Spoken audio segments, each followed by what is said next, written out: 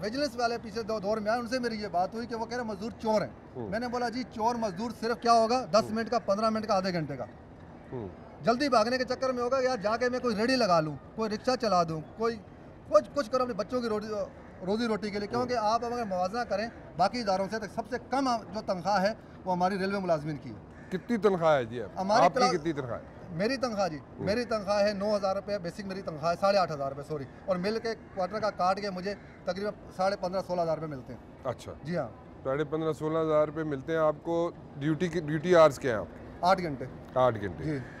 और इसमें day of भी मिलता है आपको? नहीं, कुछ नहीं मिलता। कुछ नहीं मिलता। तो 7 दिन आपने काम करना होगा। गजेटेड छुट्टी आती है सर, बाकी इदारों में घंटे के हिसाब से मिलते हैं, हमें गजेटेड छुट्टी बेसिक का आधा मिलता है। यानी कि बेसिक का अब एक छुट्टी अगर आई तो मेरा ख्याल में 72 रुपये 71 रुपये हमें मिलता है। क्या सब लोग यहाँ पे ईमानदारी से अपने 8 घंटे पूरे करते हैं? जितनी भी जॉब का टाइम है, जितना भी जॉब का स्पैन है, वो ईमानदारी से पूरा करते हैं? बिल्कुल जी, ईमानदारी से पूरा करते हैं। अभी आपने कहा कि ज़्यादा से ज़्यादा कोई अगर करेगा, कोई गड़बड़ करेगा तो ये करेगा कि उसके 10 मिनट 15 मिनट पहले चले जाएगा। क्योंकि दूसरी नौकरियां करते हैं, दूसरे बेचारे कोई क्या नाम है छोले बेच रहा है, कोई कुछ बेच रहा है, क्योंकि गुजारा नहीं होता 7-8 हज़ार 9,000 में। अच्छा, तो इसलिए वो 10 मिनट 5 मिनट ये चोरी अगर क्या नाम है अगर होगी तो स्टाफ में होगी, बाकी कोई स्टाफ चोर नहीं है। इस रेल को तबाह करने वाला छोटा स्टाफ नहीं है।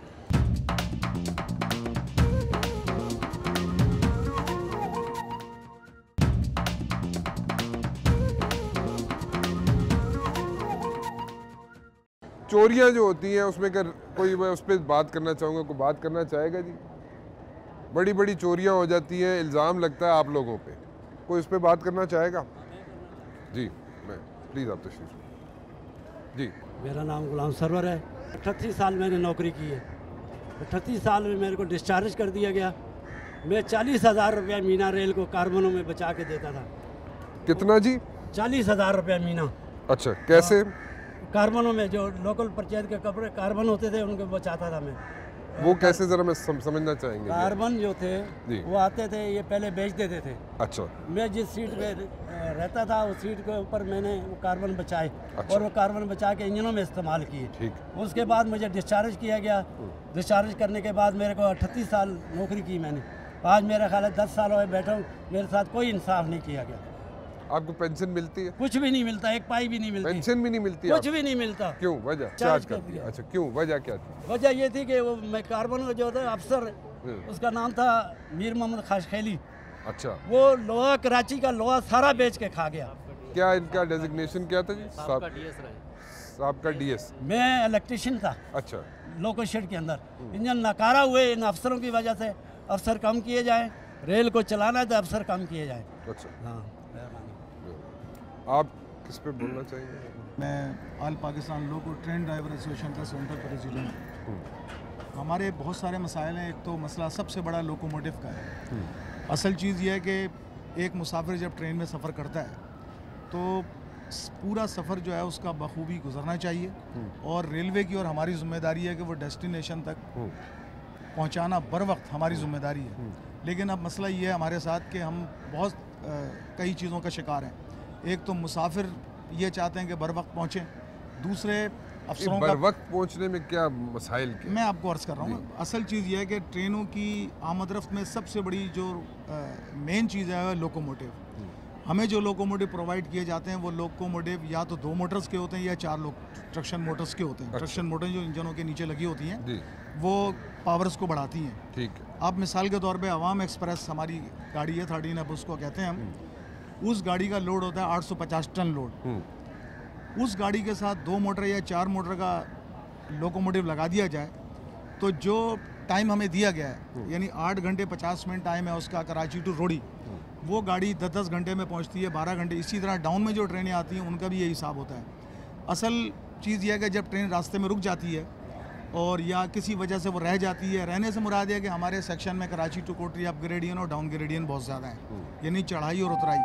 डाउन ग्रेड में तो वो लोकोमोटिव ठीक चलता है क्योंकि वो हाल कर लेता है, लेकिन जब अप ग्रेड में जाता है तो वो किसी वजह से खड़ा हो जाता है, चढ़ नहीं पाता। ये वजूहात में ज़रा समझना चाहूँगा, कौन कौन सी वजूहात होती हैं जिनसे अपग्रेडिंग में रुक जाता है? अपग्रेडिंग में ये होता है सर, जो चढ़ाई है, चढ़ाई में कैसे रुक? चढ़ाई में जब लोड आपके साथ हेवी लगा हुआ है और 2 ट्रक्शन मोटर की पावर जहाँ पे 6 की रिक्वायर्ड है वो दो ट्रैक्शन मोटर का पावर उसको हाल नहीं कर पाता, या तो वो 10-5 किलोमीटर से रींगता चढ़ता रहता है, या फिर हम बैंकर प्रोवाइड मांगते हैं। बैंकर से मुराद है दूसरा एक रिलीफ इंजन जो उसको पीछे से पुश करके जनाब अली वो रास्ते को वहाँ से निकाल दे।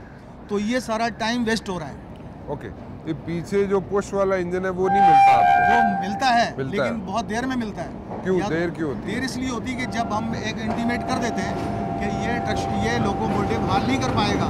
पहली बात तो ये है कि जो हेवी लोडेड ट्रेनें हैं, एक्सप्रेस ट्रेनें, फास्ट ट्रेनें, उनके लिए वो लोकोमोटिव प्रोवाइड करने चाहिए जो अपनी मिनिमम रिक्वायर्ड स्पीड है उसको मेंटेन रख सके। लेकिन दानिस्ता तौर पे 4 मोटर के 3 मोटर के लोकोमोटिव लगाए जाते हैं, जिसकी वजह से ट्रेनों में ताख़ीर भी होती है और फ्यूल कंजम्पशन ज़्यादा होता है, फ्यूल की वेस्टेज हो रही है।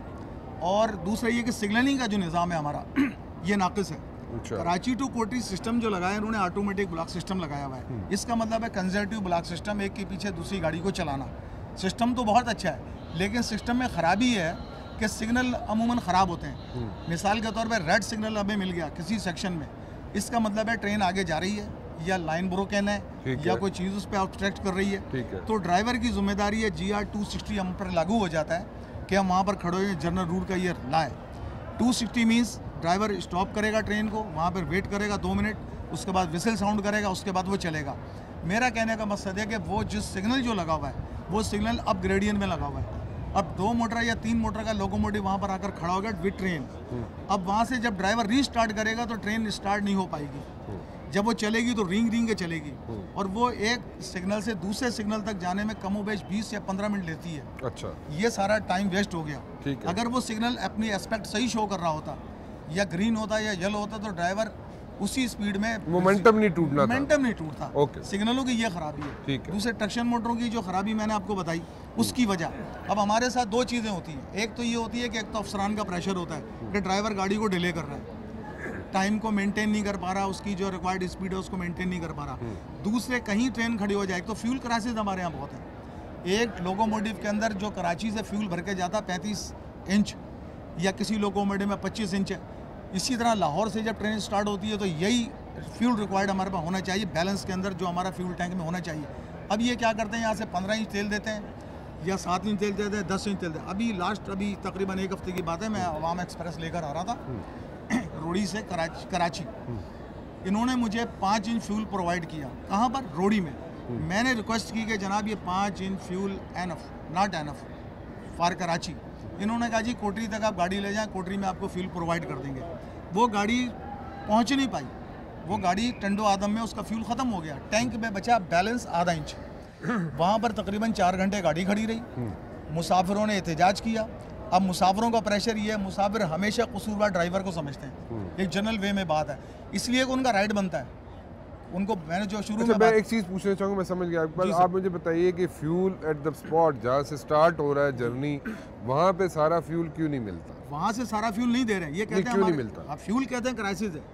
अब फ्यूल ये इतना कर देते हैं कि एक सेक्शन क्लियर कर जाए, एक डिवीज़न क्लियर कर जाए। मिसाल के तौर पे रोड़ी में इन्होंने फ्यूल दिया कि कोटरी तक गाड़ी पहुंच जाए, कोटरी में रीफ्यूलिंग होती है। मैं आपको बताऊं लाहौर से गाड़ी चली, फ्यूल कम है, अब वो खाने वाला आ गया, खाने वाले में ट्रेन इंजन कटता है।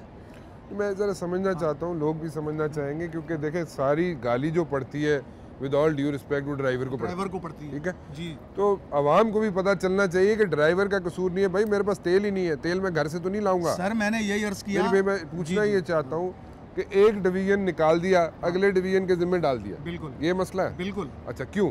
ये क्यों? इसलिए कि ये कहते हैं हमारे पास फ्यूल बैलेंस नहीं है, हमारे पास BTO नहीं आए। ये PCO को पेमेंट करें तो बात बनेगी ना, PSO को। अब कहने का मकसद है, इससे मेरी 35 साल कमोबेश सर्विस है, 12 साल से मैं मेल चला रहा हूँ, इससे पहले मैं गुड्स चलाता था। इससे पहले ऐसा क्राइसिस कभी देखने में नहीं आया। फ्यूल हम बैलेंस 5-5, 6-6 इंच लाके शेड में वापस दिया करते थे, लेकिन अब यह नपा तोला बिल्कुल तेल मिलता है। रोड़ी से लाहौर से गाड़ी खाने वाला गई। क्या ये वजह तो नहीं है नपा तोला तेल इसलिए मिलता है कि रास्ते में तेल चोरी हो जाता था? रास्ते में तेल चोरी नहीं होता, ये इनके पास तेल ही नहीं है, बैलेंस नहीं है। मैं था की बात कर, पहले था, ऐसा नहीं है अब। नहीं पहले क्या ऐसा तो नहीं था? अब नपा तोला तेल इसलिए दिया जाता हो कि पहले ये शिकायत हो कि रास्ते में तेल चोरी हो जाता है। सर मैं अर्ज़ करूं, जो मेल एक्सप्रेस ट्रेनें चलती हैं वो तो रवानी से चलती हैं ना, उनको तो पब्लिक भी वाच कर रही होती है। ड्राइवर अननेसेसरी गाड़ी को वैसे भी नहीं खड़ी करता कहीं। ठीक। हाँ, ये वजह है। अच्छा। और दूसरी बात यह है कि ये मैंने आपको बताया ना, सिग्नलिंग का निज़ाम, इसमें ख़राबी है। फिर गाड़ी को अननेसेसरी रोक लिया जाता है किसी भी स्टेशन पर, बंदे चढ़ाने के लिए, बंदे उतारने के लिए। ये कैसे होता है? ये अब एक ट्रेन थ्रू जा रही है, उसको कैसे रोका जा सकता है? उसको स्टेशन मास्टर किसी वजह से रोक लेते हैं। सिग्नल नहीं है, स्टेशन मास्टर इसलिए रोक लेता है कि मेरे बंदे चढ़ा दो, मेरे बंदे चढ़ा लो या बंदे उतार लो। मिसाल के तौर पे नाइट को जा रही है, रोडी से चलने पर उसका पहला स्टॉप है हैदराबाद। अब हैदराबाद तक उसका कोई स्टॉपेज नहीं है। अब उस गाड़ी को जितनी दफ़ा भी रोका जाएगा, फ्यूल कंजम्पशन होगा ना, गाड़ी खड़ी हुई दोबारा रीस्टार्ट होगी, फिर फ्यूल वेस्ट होगा। तो इस फ्यूल को इस तरह के कंट्रोल करने के कोई जरिए नहीं है, ना कोई पूछने वाला कि गाड़ी को अननेसेसरी क्यों खड़ा किया गया। ओके। कोई भी किसी भी स्टेशन पे कोई भी स्टेशन मास्टर उसको रोक सकता है गाड़ी को, उसके और उसके इख्तियारात है, उसने बंदे चढ़ाने हैं या कोई और भी वजह हो सकती है, और सिग्नल की वजह हो सकती है। हो सकता है ट्रेन जा रही हो आगे, कुछ भी हो सकता है, ट्रेन आगे जा रही हो, ठीक है, ये रोक सकता है। कोई जेन्युइन मसला भी हो सकता है, कोई नाजायज भी हो सकता है, नाजायज भी हो सकता है ना।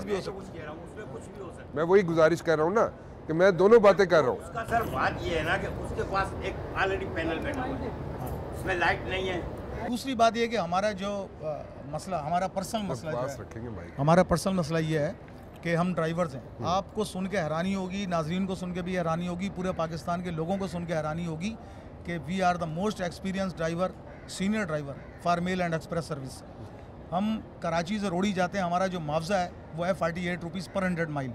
अच्छा। आप ये सोचें कि एक ड्राइवर टिकट आप इस उम्र में कितना ले रहे हैं किलोमीटर के हिसाब से? एक ड्राइवर को 48 रुपीज़ मिलते हैं फॉर 100 माइल, 100 माइल या 8 आवर्स या 8 आवर्स, दोनों में से कोई भी। जी जी, ठीक है ना। अच्छा, तो फिर उसमें अच्छा चले, मतलब ये तो फिर मैं माजरत के साथ मैं बलोर साहब से ही रिक्वेस्ट करूँगा वो पल्ले से ला के दे दिया करें, क्योंकि काफ़ी कुछ है उनके पास, उनको चाहिए कि कुछ दे दे। चले जी। ये 48 रुपीज़ में एक ड्राइवर कराची से रोड़ी जा रहा है, यानी वो 48 रुपये, 300 माइल, 300 माइल रोड़ी है। इसी तरह खानेवाल से रोड़ी, वो भी तक कमोबेश इतना ही है। तो इतने तो वो अपने सलमे के टिकट निकाल के देते रहे तो मेरे ख्याल में पूरे हो जाएंगे। सलमों में बड़ा कुछ दिखाते हैं। 150 रुपये सर ले रहे हैं वो, 150 रुपये ड्राइवर को दे रहे हैं। और संडे में दुनिया छुट्टी करती है, हम ड्यूटी करते हैं, उसका हमको हाफ मिलता है। उसका भी हाफ मिलता है, मतलब 48 का भी हाफ नहीं, हमारी बेसिक का हाफ। अच्छा, बेसिक का ये हमें मिलता है 48 रुपीज़। इसमें एक हमारे ये भी मसला है। फिर हमारे स्केल इंक्रीज नहीं हुए, यानी कि सारे जनाब अली जो हॉस्पिटल में नर्स काम करती है उसका 14वां स्केल है, मैं ड्राइवर हूँ, मेरा 11वां स्केल है। ये भी देखें ना इंसाफी कितनी है। जो ट्रेन को लीड कर रहा है वो 11वें स्केल में जा रहा है, 48 रुपये ले रहा है।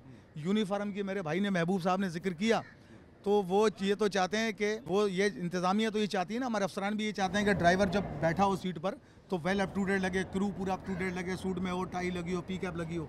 लेकिन यूनिफॉर्म का वही मसला है जो उन्होंने बयान किया, वही हमारे साथ है, हमें यूनिफॉर्म नहीं मिलती। ये जो कुछ ड्राइवर शानो शौकत रखते हैं, रेलवे की इज्जत बढ़ाते हैं, जो कुछ करते हैं, ये सब अपने ऊपर झेलते हैं और अपने पल्ले से सारा कुछ खर्च करते हैं। ठीक, इस तरफ कोई तवज्जो नहीं। हमारी बेहतरी के लिए यही कुछ है। और एक ख़ास बात मैं ये कहना चाहता हूँ कि मैंने कल GM साहब से मीटिंग थी, वहाँ पर भी ये मैंने बात की है।